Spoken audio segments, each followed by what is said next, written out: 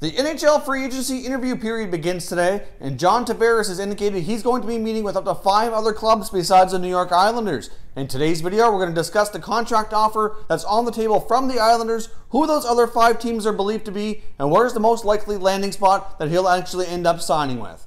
And that's coming up next.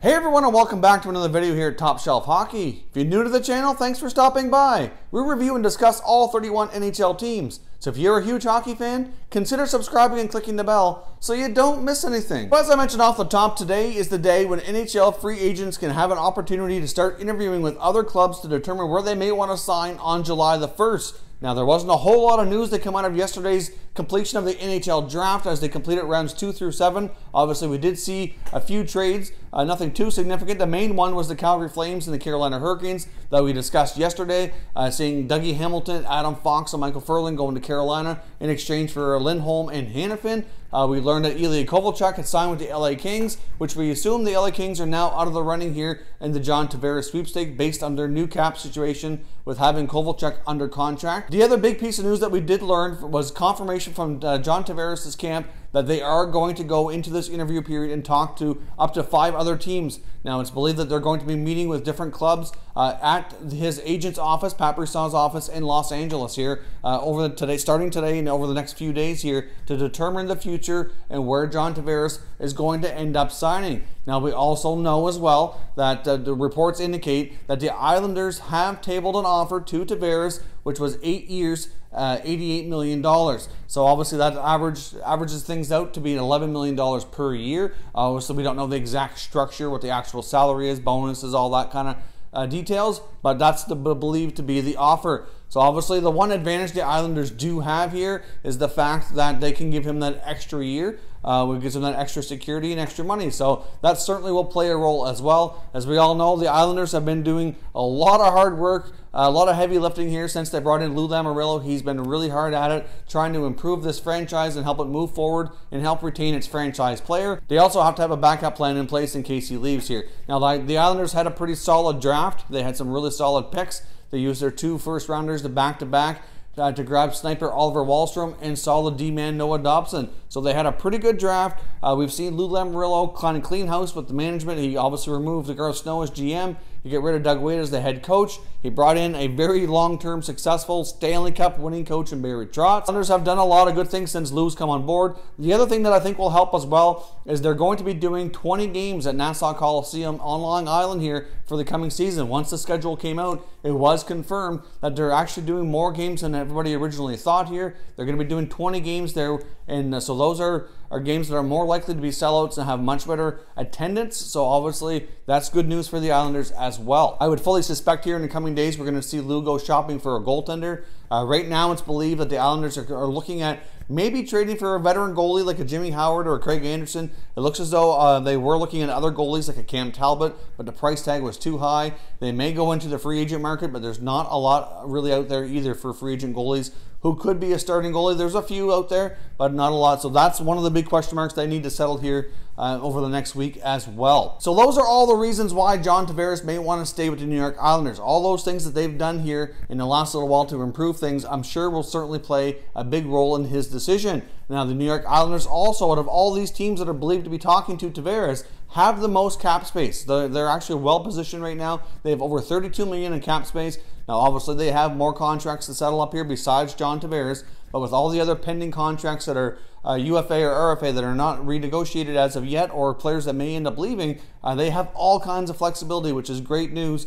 So obviously, they could potentially, re-up their offer to Tavares if need be. I'm sure that they'll have an opportunity to possibly present him with a new offer, depending on how this interview period goes. But the 5 teams that are believed here, I'm going to go through them 1 through 5. They're not in any particular order. These are just the 5 teams that, based on reports that I've read and my own thoughts here, I believe who the teams are. The first one's the St. Louis Blues. The St. Louis Blues definitely need to add more scoring.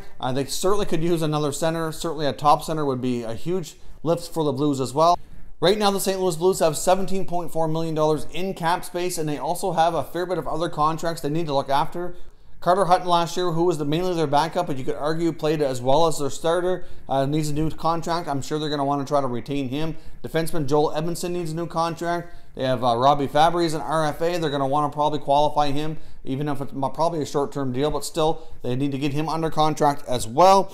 And then they also have Nikita Soshnikov and Yaskin. They have a lot of, none of these deals are going to be huge top-paying deals, but still, if you take away what they all could eat into that salary cap, that is going to certainly impact their availability of funds here to offer John Tavares, unless they try to move out something else in the interim if they feel they're going to be close enough to land him. So keep your eye on the Blues. I think they're one of the teams that are in the mix here, but to be honest, I think their odds of landing him are a little bit lower than some of these other teams we're going to discuss.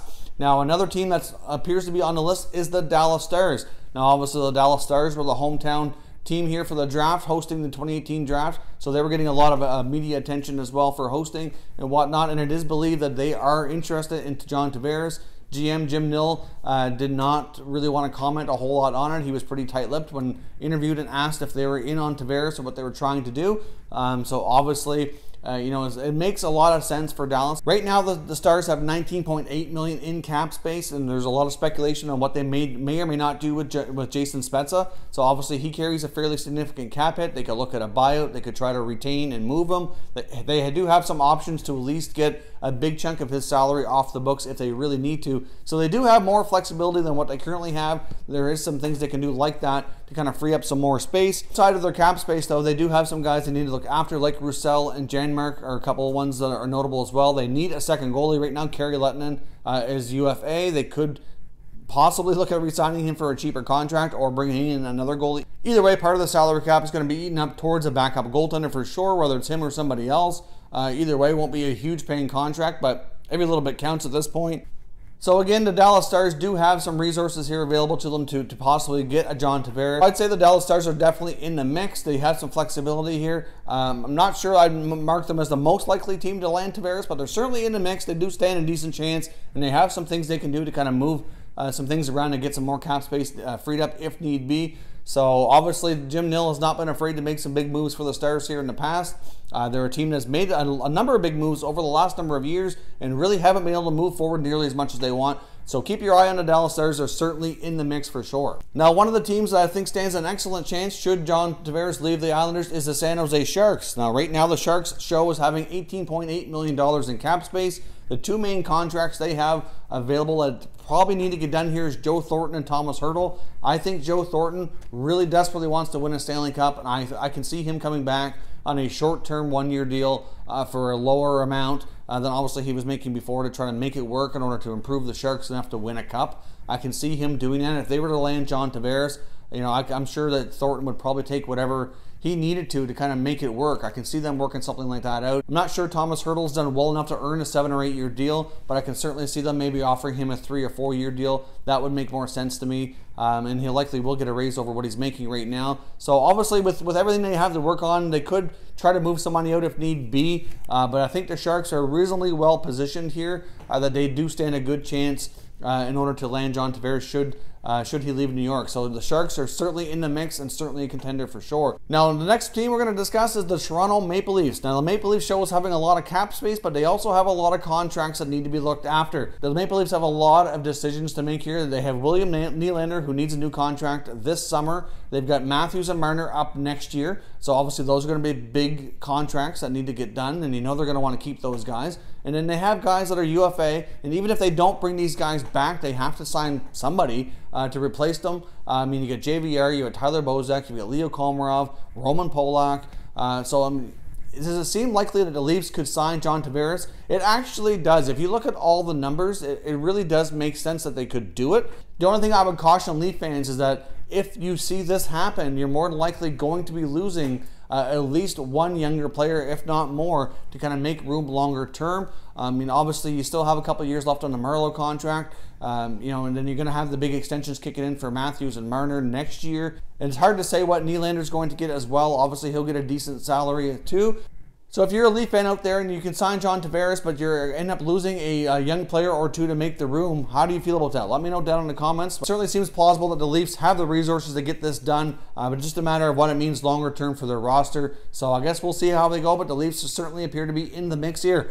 Now, the last team we're going to discuss is the Vegas Golden Knights. Obviously, Vegas had a tremendous year in year one of their inaugural NHL season here. They went all the way to the Stanley Cup Finals, lost to the Washington Capitals. So obviously they had a heck of a season. They've got all kinds of cap space. They have a big chunk of their team right now that is UFA. They took a lot of players that only had a year left under deals. They've got guys like William Karlsson now is an RFA. He needs a new deal. Scored 40+ goals last year. You got James Neal, David Perron.